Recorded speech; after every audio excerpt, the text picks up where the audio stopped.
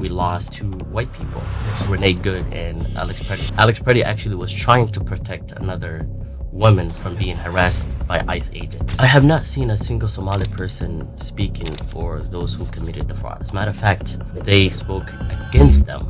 Absent fathers is why we have so many issues. I think the Democrats let us being butchered by Trump and we being dragged to the mud. Welcome to the Sacad Guled Show. Today's guest, special guest, Khalid Mohamed, public professional, community advocate, and policy fellow at the Humphrey School of Public Affairs. During the recent ICE operations across the Twin Cities, he worked directly with family affected by ICE and helping our community become safe. Khalid, welcome to the Sacad Guled Show. Thank you for having me. How are you today? I'm doing great. I want to appreciate you for coming, even though you're a little bit under the weather. Yes. I made a promise, and I wanted to fulfill that promise. So thank you for having me. Well, that says a lot about you and Thank your you. commitment, and anything that helps improve our communities. Absolutely, yes. And I know you have been really helpful, helping our families. A lot of you might remember Khalid from social media, helping our families and our mothers and everybody. How's that been going? First of all, thank you for having me. I think it was a journey. It was a process that a lot of us had to learn as we were actually going through that. When ICE came here back in November, a lot of us didn't know how to deal with them. We didn't know the type of manpower they had, how much of an authority they had. So we just kind of dived in right away to first resist and then also render aid to families who were affected by some of the ICE operations that was being conducted in Minneapolis. So we were learning as we were actually resisting them. So No, that was very brave of you. I've watched a lot of your activities on Facebook, and during that time, what have you learned personally that a lot of people haven't really saw? yes, so in the beginning, one of the things that I learned was we all have rights regardless of your immigration status. In the beginning, I noticed that a lot of people were scared because they didn't know that you have legal rights in America and no one can just snatch you up from your workplace or your home or wherever you are, your worship place. But Trump and his administration were not really respecting the due process. So they were taking people from wherever they were. So we learned so much about that number one, they were not respecting the law. And number two, people were also, they didn't know their rights, their legal rights. And then also they didn't know how to seek legal help. So we all had to kind of come together and put a resource and share that resource. And the other thing is also share where ICE is at, kind of track their movement. So that was another thing that we had to learn and also keep it very tight knit and very secret. Because if ICE kind of knows that we were there, obviously they're going to move on to the next spot. So we learned so much as we were going through what ICE was doing in Minneapolis. That's great. Kelly, I was here with the mayor a couple of weeks ago. Yes, I saw And that. him and I talked about, a lot of these, ICE operations, the city. And both him and I, were able to, accept that Minneapolis was proud and still Yes, proud yeah. city that puts its immigration and immigrants people first. Yeah. How proud are you of the city and the work that you guys have been doing? Man, I'm so proud of Minneapolis. I'm so proud of the state of Minnesota. Because I have met some great people that I would thought I would never meet actually. Otherwise, if it wasn't for ICE, I realized that a lot of people in Minnesota are good people, especially folks that were, by my shoulders, right? Resisting ICE, sharing resources, and as well as protesting in sub-zero temperature in January. Twice, actually, or more than twice. Sometimes putting their bodies in front of ICE agents that was trying to break into a house, or sometimes even come to Carmel Mall or other spaces where Somali folks were gathering. So Yeah, I like, often we see one bad apple that everybody's talking about. All like, one racist person, like the incident yesterday, Yeah, some guy randomly yelling at two kids. Somali teenagers, right, Yeah, in telling them. Shakopee. So you will see that, you will think every, white person in Minnesota is racist, but in fact that is the opposite, because we have seen so many non-Somalis that is standing up for Somalis and other immigrants. Um, to give you a prime example, is the folks that we lost during the ICE agent were two white people, Yes. Renee Good and Alex Preddy. Yeah. Alex Preddy actually was trying to protect another woman from being harassed by ICE agents. So that shows you how far Minnesotans were willing to go this year, and last year when ICE was here. So I'm very extremely proud to say that I'm from here, and extremely proud to call myself Minnesotan. Yeah, So no, yeah, that's great. Minnesota really showed up. big time. They showed people what they're made out of. Yeah. And Alex Preddy and Renee Good, they're forever with us. Yes. Fighting for our freedom, fighting for our, peace, fighting for our, status. Yes. And those are, I agree with you. Those are our neighbors. Those are our people. And yeah, it was tough times. But Yeah. to Big Point, the two sisters yesterday who Yeah. really, encountered that unfortunate situation Yeah. where a couple were calling them out and telling them that they steal or anything like that. How how does that make you feel when you hear stuff like that, knowing that these people can be really get caught, Yeah. especially on camera in this day and age, because you Yeah. can't really run. No, no. I was told that I just confirmed that the lady herself worked at a daycare, That's insane. and she probably going to lose her job Yeah. because she's under investigation. What do you say to that type of So when you see like unfortunate incident like that, there's a lot of things that come to your mind. Number one, they are misinformed. Obviously, they're getting their information from media. There's a systematic attack against Somalis in Minnesota, and they being fed so many misinformation that either Somalis are committing a whole lot of fraud. There's some folks that committed fraud, and those are being prosecuted as we speak. And they don't represent us. And they don't represent us. It's a small minority number, and they're actually going through the justice, the legal process. But what concerns me is there's this narrative that social media is pushing, especially on Facebook, and even the highest person on, in government, Donald Trump, is pushing this narrative where he was throwing numbers where Somalis stole like what, $18 billion. Yes. That's insane. Very- That's an insane number. So people are being fed so many misinformation that they started to internalize that, and that hate is coming out right now. And they projecting that on Somalis that are just, minding their business on a daily basis. Whether, I heard the families were looking for house to buy, and they were just looking in the neighborhood, and now they encountered the situation where they have to deal with two racist people that saying that you're not welcome. And then the kids were born here. So to tell folks that were born here that, trying to fulfill their American dream, which is purchase a home in, suburbia of Minnesota. So telling them like, you're not welcome is very unfortunate. So it has to do with a lot of these propaganda that being pushed on social media. Whether that is on Twitter, Twitter is nasty. I think that's where everything they being fed off what's being pushed on Twitter. And also like on Facebook and on mainstream media, one person who happens to be Somali committed fraud, and you look at the comment and it's like, oh my God, like it's nasty comments after one after the other. So it's unfortunate, but there's a systematic push that is being, used against Somalis. It's like a targeted. We're being targeted. So For sure.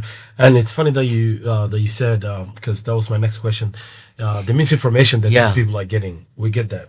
Also, Twitter, very nasty place, very bad place. Very, very. We all know who's behind it. We all know who's the owner, who owns it. I've been seeing a lot of videos where random people, random dudes with cameras, going into Somali-owned businesses. Yes. asking them their status. They want to check what their business is about. He wants to check if their business is legal, if they're doing any. I know no dude would ever come to my business Yeah. and approach me with that BS because I don't play like that. Yeah. What do you want to tell our Somali brothers and sisters that own businesses Yeah. that should protect their name and their businesses and not to interact with these people because we want to educate our people? Number one, I would say don't interact with them and trespass them from your business. You have every legal right to trespass anyone who is either harassing your customers or bringing unwanted attention to your business. Yes. Especially in places where you're taking care of adults and minors and children. Call 911 right away. And say as it is that someone is trying to come into my business and harass me and my customers and my staff, and we don't feel comfortable. Can you send us an officer? I would say that's number one. Number two, if there is a damaging information that someone spread against you, sue them, lawyer up, go after them.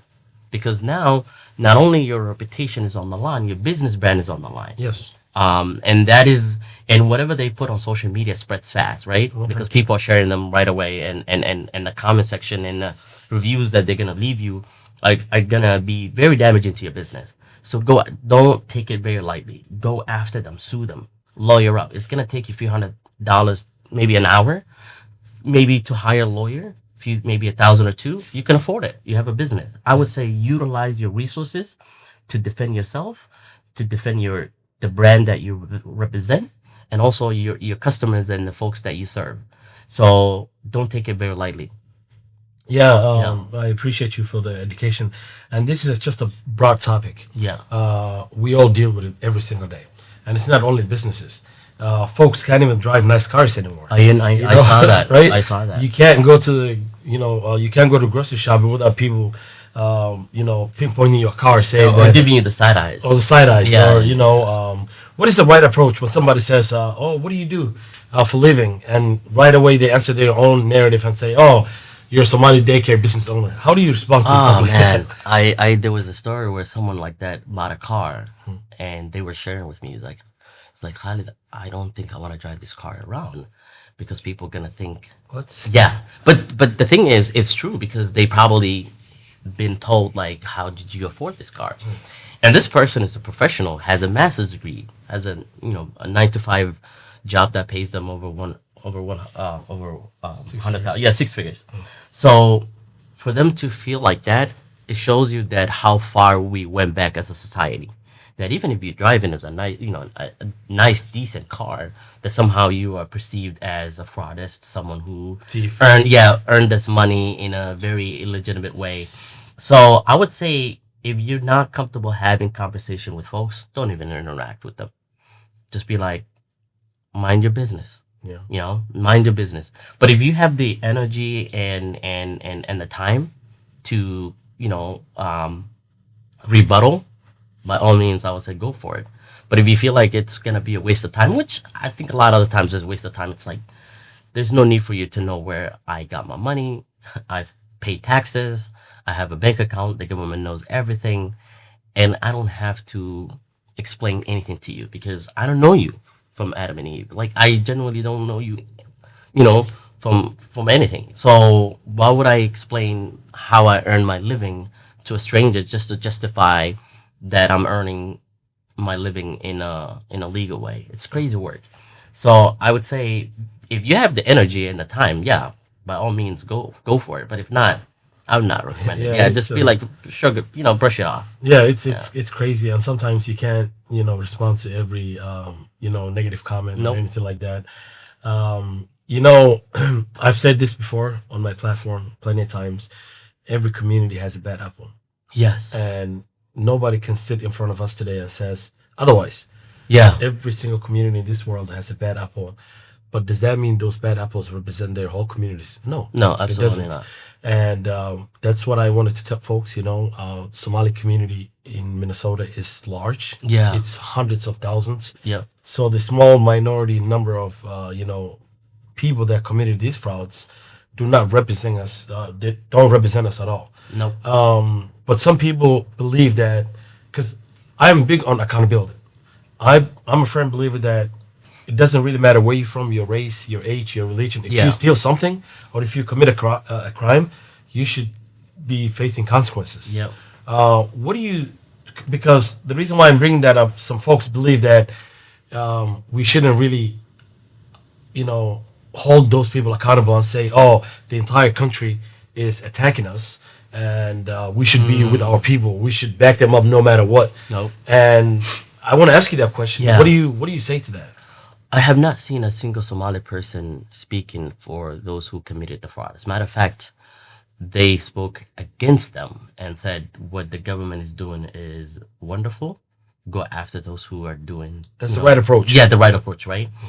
Go after the folks that are committing the fraud and defrauding programs that were meant to serve kids and vulnerable individuals. Go after them. Don't stop. As a matter of fact, when the FBI released their top 10 most wanted, there was a Somali person in it, and the whole community shared it. They were like, "Yeah, if you know where he is," I shared it. I was like, "If you know where this guy is, let's get him." Yeah, I've seen it. And we can get the money. It's accountability. Yeah, yeah. it's accountability. And it's like we can get the $150,000 ransom on his head, Yeah. and let's get him. He eventually actually, when he saw that, and he saw the Somali community was sharing, saying they need to get this guy, Yeah. he eventually surrendered. Not because obviously the feds put himself, Yeah. they put his face on mainstream media, Yeah. but also the Somali community was sharing it. It's saying like, yeah, this guy needs to be caught. If you have any information, please let us know. And I have seen so many people on Twitter, TikTok, and so forth sharing his name and his picture in the poster posted by the FBI on their social media. And then eventually he was like, I'm not safe in the Somali community as well. I might as well just come out and be like, hey, I'm ready to face the consequences. Yeah. And eventually it happened. Yeah. He's the only one, I would say, actually, that so far, in that 10 people that was caught up. And thanks to the Somali community speaking against it, he didn't feel like he had a safe space and a safe haven within the community. So I have not seen a single Somali person defending any of these folks. And as a matter of fact, even in mosque, people are highly disappointed. Mm-hmm. And because we have great businesses that have been operating in Minneapolis for the last 10 plus years, 20 years, 15 years, that pay taxes, employ local Minnesotans, both non-Somalis and Somalis. You yourself as well is a prime example. But a lot of the times the media, especially with Trump and his MAGA supporters, his base, they like to pinpoint small things so they can make it a big deal. Yeah. And obviously when you're a small community that has seen a success in less than 25 years in places like Minnesota, which is like 80+% white, obviously you're being targeted. Like, what are you doing that other people are not doing? So, and for that reason, I think the Somali community, obviously we also voted Democrat. Yes. Since we came here. That's another one. It's another thing that a lot of people forget. Is like we overwhelmingly vote Democrat every year. So that also played a crucial role why Trump went after us and the way he went after us. Let me ask you a question about the Somali community, or Somali people voting Democrat. Yeah. This is a two part question. Yeah. What do you say about the Somali Republicans that that were voting for Trump in 2024? And the second part of my question is, when Somali people vote automatically for Democrats, do they? Because I feel like when I vote for someone, I have to get something back. Yeah. I have to talk to them about the issues, that facing matter our to you. communities. Right? Yeah. Do you feel like Somalis get their votes worth? For when they vote for Democrats? Yes. Yeah. Not a lot of the times. Okay. For example, What are some issues? So, for example, right now, I'm thinking like when I think about it is the opioid crisis. Okay. We are reeling from the opioid crisis. The Somali youth are among the highest users of the fentanyl Yes. in the state of Minnesota, next to the Native Americans, right? Yet we're not seeing a lot of And resources. these are stats. And these are stats. Okay. And we're not seeing a lot of support coming from the state and the federal level. A little bit of the city, a little bit of the county, they doing their part, but they can't do it alone. So when we talk about issues like that, it's hard to see if the community is getting what they voted for, especially when their young people are dying in the streets of Minneapolis due to overdose from fentanyl. We also witnessing a huge rise in gun violence, and that itself, and it's one of the things that prevent kids picking up guns is opportunities. Whether that is youth employment is one of the things that prevent kids from going down that path of picking up a gun and shooting their fellow Somalis or anyone else. So there are times where the Somali community felt like they're being let down. The other time where I felt like we were being let down by the Democrats was when this whole fraud thing was coming. Yes. And was boiling. I don't think anyone spoke about the good things and the contribution the Somali community have had over the years in the state of Minnesota. I think the Democrats let us being butchered by Trump and the MAGA base and all these KKK folks. Yeah. And we being dragged to the mud for the last, I would say, couple of months. So you feel like there's a pressure from the top? Yeah. Especially No with one these, speak. Government program businesses where they're now doing a lot of investigations. Yeah. A lot of revalidation with the DHS programs. With the DHS programs and so forth. So there's a lot of Somalis that participate in these programs who sometimes happen to be clients themselves. And there's another sector that provide these services. And they being targeted like no one's business. Yeah. Not a lot of Democrats spoke against this and said, enough is enough. The community is being systematically targeted, and we need to do something about it. A lot of the times it was the Somalis who were speaking up for themselves. And at times I even wanted other allies, other minorities to actually come to our defense and speak on our behalf and say, I know a lot of Somali businesses that are not doing some of these things being accused of the Somali community, but no one did. So yeah, we're not getting for what we voted for at times.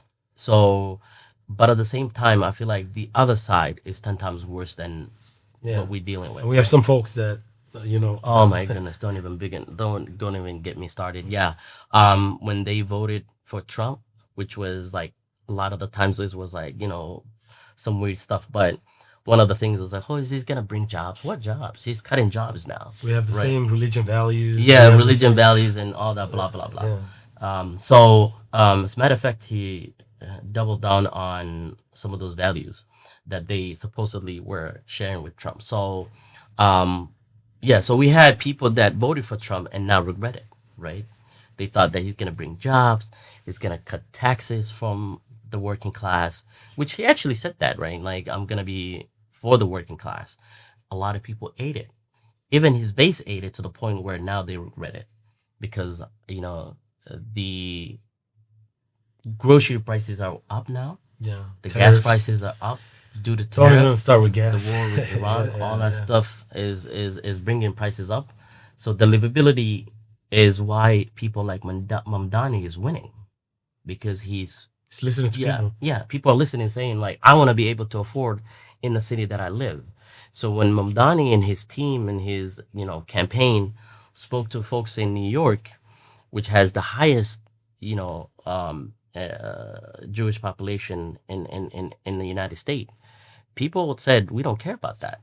Yes, he spoke against Israel and all that stuff, but people didn't care. They cared about I want to live in New York and I want to be able to afford in New York.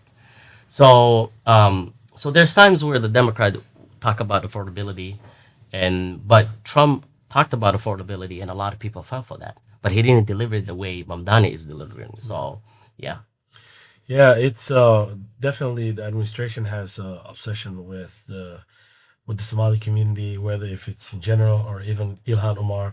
I was watching a podcast last night where we President. should bring her here, man. I will. Yeah, She, yeah, yeah, yeah. she'll Hopefully, be when next. if Ilhan is listening, Yeah. you need to come. No, she will be here for sure. Ilhan and I are very close. Yeah, she's great. Yeah, she's close to you Yeah. as well. I know, but Obama said last night, the president, is obsessed with him, and then he feels like he has a whole room in his head where he lives, Rent And- free. Yeah, rent free, and he says Obama never worried about his predecessors. He never worried Yeah. about the people that were ahead of him. Yeah. Because he was so busy working for the American people. Right. And that's what the current administration should be doing, not worried about what past presidents did or did not. What do you want to say to comments like that when you hear number 44 say stuff like that? And the guy is obsessed with everyone, right? But what Obama was such a great president that he got us out of the 2008 recession, the Affordable Care Act, thanks to him. DACA for a lot of students that are undocumented, they were able to access scholarships and grants and so forth, and be able to find a jobs that they went school for. Some of the things that they went school for, they were able to go to school and work because of DACA. So he did a lot of great things. So obviously, when you're winning, obviously Trump's a hater. A lot of great things for a lot of people. For the black community, I would say for the first time they felt like they were part of the American dream, right? Because if a guy from Southside Chicago was able to get himself all the way to the presidency, anyone can, right? So yeah, so obviously he's hating on him. Pretty much like Obama had some good 8 years, and I think Trump is not able to deliver one thing besides getting our prices out. Yeah. For sure. Another topic that I want to talk about is immigration. Right. Obviously we know there are a lot of Somali community in Minnesota, and there's a large number of people that are still waiting to be accepted. Yeah. Or get their papers right or whatnot. The asylum application. Yes, and as we're hearing right now, we know that he took the temporary Protection status. the protection status. Yeah. He took that out. All the Somalis who don't have green cards or should be out of the country by March 17th. What are we learning? What do you want to tell to those families who are scared? What is the situation right now? One thing I love about this country is the due process. No one, even the president, can just one day wake up and say everyone needs to be out. Yes. Even if we came here the illegal way, you still have rights, right? As a human being, Yes. right? The moment you walk into that border. So you are entitled to a due process, to go in front of a judge, to submit your asylum application. Yes. Because a lot of them ran from prosecution, freedom of speech. Some of them ran from because Al-Shabaab was after them. So they ran. They actually are. They are political asylum seekers. So I would say first consult with a lawyer, have a good lawyer, and if you're not able to afford one, there's resources out there. Ask the community leaders, go to the mosque, ask them, go to folks that you often see on social media that talking about this. So seek help. Don't just sit and wait, help to come and find you, because no one is gonna know what are you going through, right? The Somali community is big, like you said. It's like almost 200,000 people. Yes, So yes. it's easy for you to get lost in the system. So number two, also have some sort of a backup plan. In the event that you get arrested, make sure you leave contact information for folks that you trust, that would be able to either get hold of you so they can connect you to your families, so they can able to connect you to legal resources. So have some sort of a plan where if something happens to you, people keeping in touch with you, and also keeping in touch with your um, legal team and also your family. The other thing I would say is don't be scared. This country has a great protection law for immigrants, and if you feel like your rights are being violated, Yeah. talk to people like me. If you have me on social media, reach out to me. I'm more than happy to connect you with great lawyers, Immigration legal lawyers. advocates, yeah, immigration advocates, and other activists that are doing phenomenal job on the ground resisting ICE and all these um, targeting of immigrants. So I would say don't sit and be in silent. Speak up and let us know. Document everything. Yeah, Yeah. that's a great advice on immigration. Another topic that I wanted to talk about, you touched it a little bit, gun violence. Yeah. We all know how much gun violence is hurting our community, how much it's hurting our youth and our beautiful, young boys. Yeah. What would be a good solution for that? What would be a good solution for a young teen, to know that gun violence is not okay?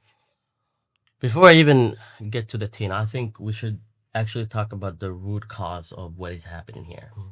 I would say number one is parents need to know where their kids are, right? Um, if your son is like one of the things that I struggle with is how did you not know that your son had a gun as a parent, right? Some of these kids have guns that have switches, Yeah. which turns into an automatic gun that would let out multiple rounds. Be, I would say, be aware of what you like. Be aware of what your kids are doing. As a parent, they come to your house. You're probably helping them with some of their finances. They live with you, so be a good friend to your kids. Befriend them, talk to them. They're going through some issues, I'm pretty sure, whether that is some sort of an identity crisis of being, a Somali in America, like a Somali in America. And then sometimes being called say wallahi, not able to speak, or sometimes now it's say wallahi is one thing. Now is a whole generation of hoya matalo. Yeah, It's the hoya matalo. yeah, So it's like a lot of them are struggling because they want to identify themselves as Somalis, but they cannot relate to because they're getting pushed back because they're not able to properly speak Somali. And the Americans in America are telling them like yesterday, you're not American enough, yes. right? Like assimilate, Mhm. which means a lot of things. So they sometimes get lost in between. These So situations. yeah, so talk to your kids, like talk to them, have a conversations with them, and also know some of the struggles they're going through. Be friends with them, and also know if your kid who they friends with.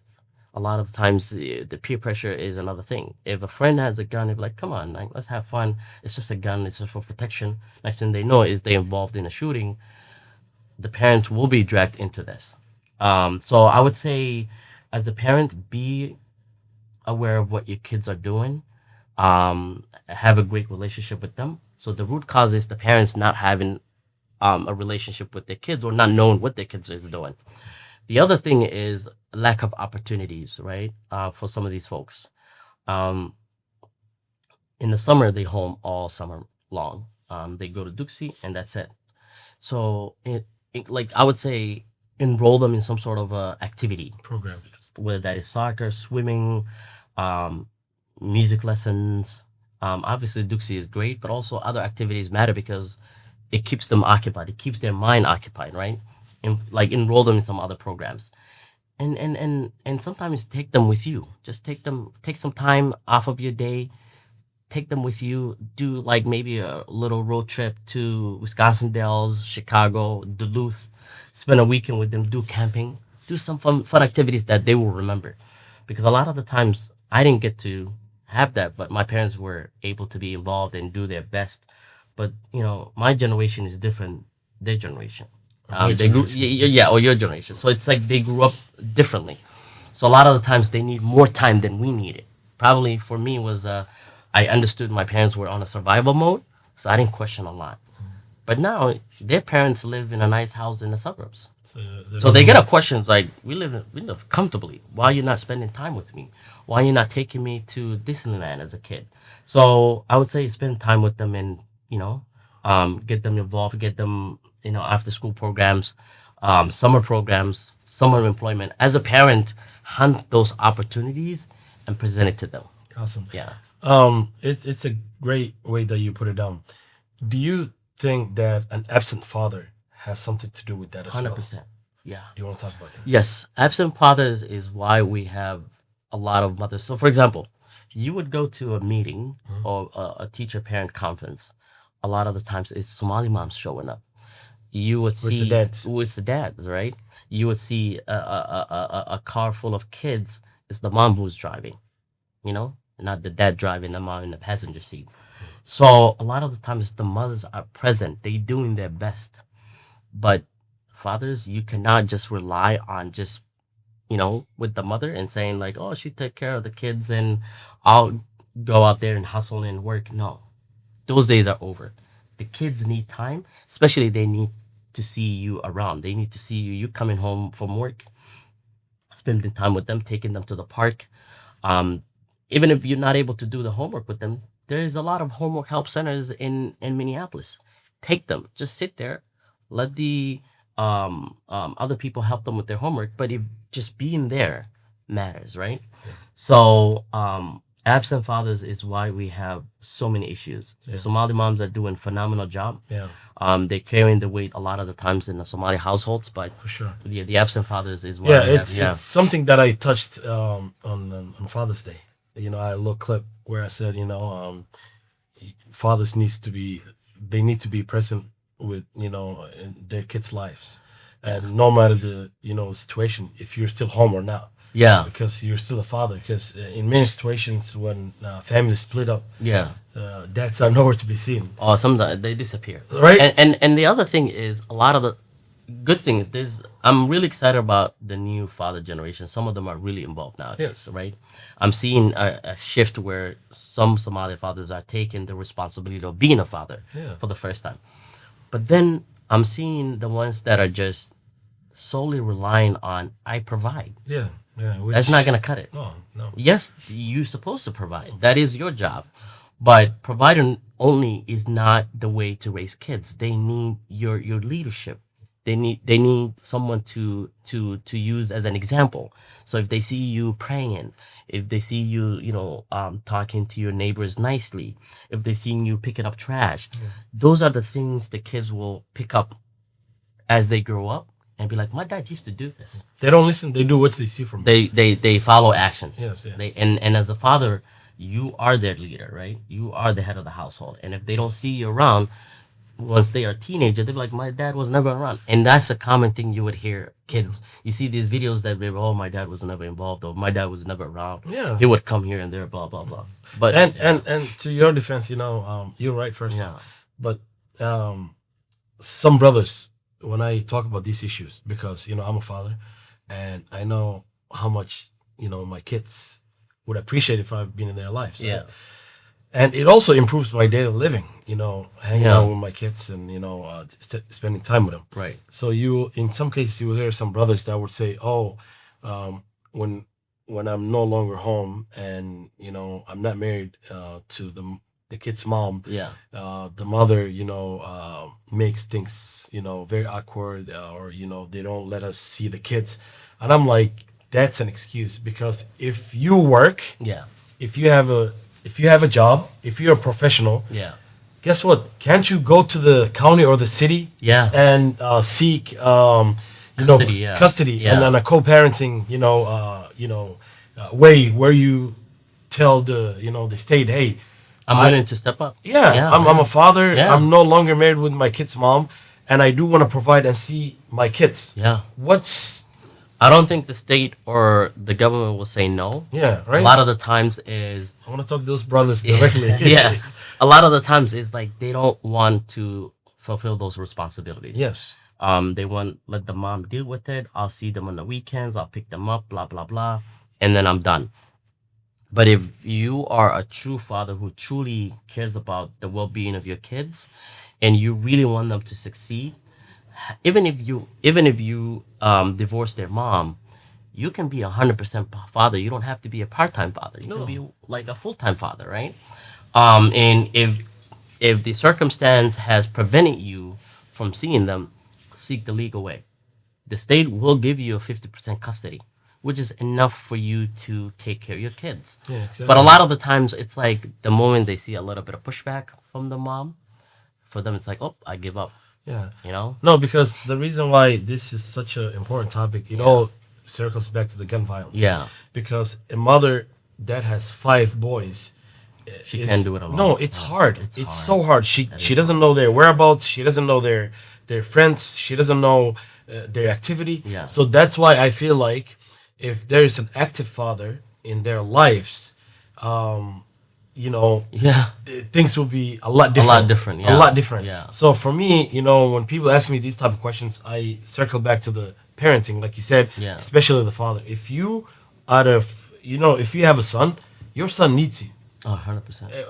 Having a present father changed so much For a from lot the of people, perspective. yeah. Yeah, Yeah. so that's one of the things that I've always liked to tell people, the brothers out there.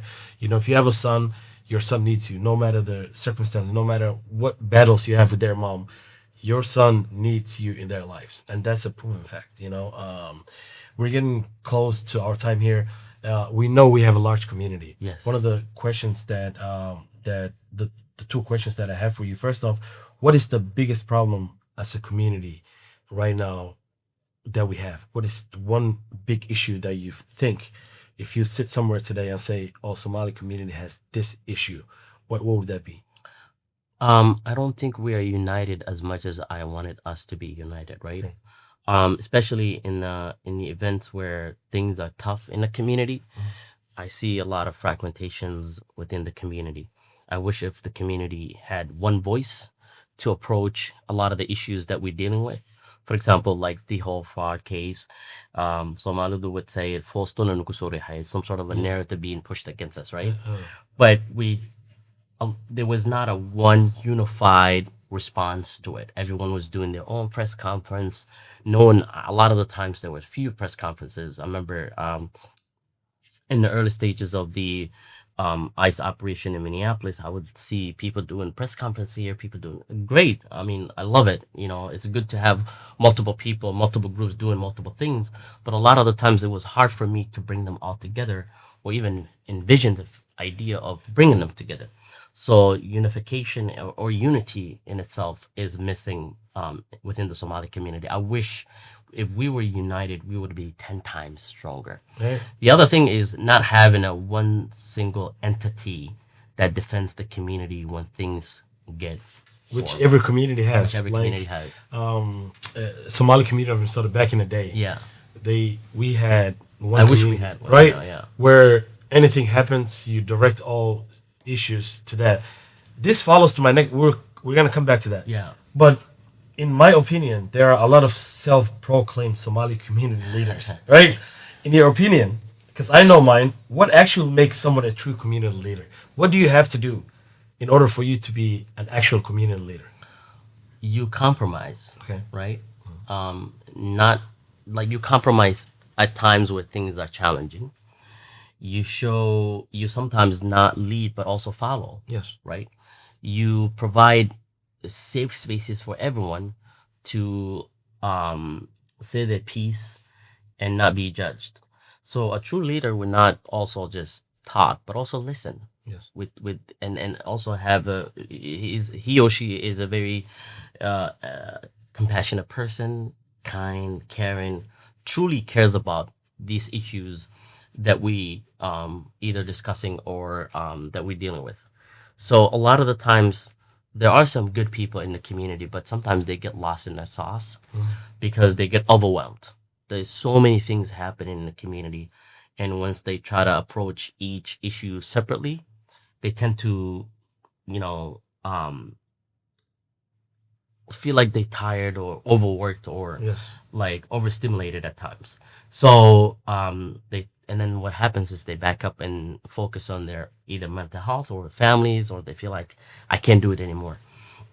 But the issue of the issue of not having a one single entity to really defend us comes from, for example, what was happening within the fraud thing, right? Yes. I wish there was someone at the state level that was going and lobbying on behalf of the Somali community, at either at the state level or at the federal level, and saying like, we either not gonna vote for you guys, or you need to speak up because we're being targeted right now. If there was an entity strong enough to take 5,000 people to the state, have them send emails, have them send make phone calls and text messages to all the elected officials in their district. Swear to God, man, we would have a better response. Yeah, no, for sure. Yeah. And that was actually my next question about elected officials. We will come back to it. But Yeah. in terms of this community, I feel like, because I want to, take on from what you said, having that community, that one organization, which has like 10 executives. Yeah. Or, however the number is. Yeah. And that should be the only voice for Somali community. Yeah. That those executives will listen to the Somali community, and they will represent them, to the state level, federal level, city level, county level, Yeah. whatever the case may Whatever be, the right? case, yeah. So I think that's one of the biggest issues is we don't have a one, single voice that really represents us. Everybody wants to do his own thing. Yeah. And calls himself, I'm a leader. I'm leading the Somali community. And then we the don't see community change. get lost in the middle. Yeah, right. To go back to the elected officials, what role should Somali elected officials, business leaders, imams, and community organizers should be playing right now? Especially, I am so big on talking to elected officials, Somali elected officials, because they get our voices, they get our votes. Because we need to sit down with them right across, like face to face, and see, hey, what do you want to do about these issues? Because I think what we went through was traumatic. Yeah. So what roles should they play, especially the elected officials? There's All of the issues that we're facing. So for example, like I would say take a leadership role. Okay. For example, like people like Zainab Mohamed. I remember like in when ICE was in Minneapolis, she took an amazing leadership role where she put together a aid package for families that included food, both dairy, non-dairy, also like try to get people some sort of a rental assistance, as well as feminine care, right? Feminine products for females. You saw Ilhan Omar doing a wonderful job going out there and really speaking on behalf of the community and pushing back against what Trump was trying to do in Minneapolis, and also like overall Somalis living in America. And we have other elected officials that did a wonderful job. But I would say we need more than that. We expect them to do not just talking and all this stuff, but also be on the ground. Come to the neighborhoods that you represent. Speak to those folks. People are really scared. A lot of the times when you talk to them, be like, I don't know what to do. Whether that is they scared for their future, or they scared for the future of their kids. So I think the elected officials need to take a leadership role to reassure the community that they will be there if things go south. I mean, things are already in the south, went south for us. But I'm saying like host more. The only person, I think one of the few people that I see that hosting town hall meetings is Ilhan Omar. She does it periodically. So, Phenomenal. but yeah, which is great. I would say more town hall meetings. Talk to the community. Come to the mosque. Speak to them. Eat at local restaurants. Let them see you as one of them. Yeah. You're not just an elected official, but you're also like part of the community as well. Yeah, brother Omar Fateh and Keith. Yeah, Keith. I saw that. Yeah, I was with them, And he does that. I love that about Omar. He does that a lot. Yeah, no, Omar's great. He's been really interacting with the community, yes. neighbors. His Minneapolis. So shout out to Omar Fateh and Mr. Keith Ellison. Speaking of elected officials, we will see Are we going to see Khalid Mohamed running for an office one day? Maybe. I'm not sure yet. I contemplated about the idea of running for office, but then always come back to the my roots, which is the community. Yeah. So a lot of the times, a politician, it's a lot of responsibility, right? Yeah. Like I want to, if I am gonna run for office and actually hold the office, first I want to be a very effective representative or an elected official. If I'm not able to deliver, I feel like I would disappoint myself and also disappoint a lot of people who see me as, they saw me as a young activist who always been on the ground. And if I'm not able to deliver at that level where now I'm an elected official, Yeah.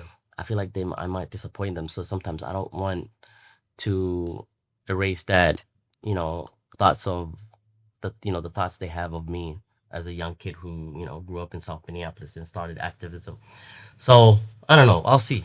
But that's Maybe. what leadership's about. Yeah. I know you're a great leader. I know you really care about your people. You really Truly, care about your yeah. community, and I'm sure as a being a leader, sometimes you have to. It comes with the territory. I think if the opportunity presents itself, I'll go for it. Yeah, 100%. Well, I'll be right there with you, man. Thank you so much. Khalid, thanks Thank you. so much for coming in today, joining us. To our viewers, I wish you benefit a lot from Cali as much as I did today. Thank you for watching. Until the next episode.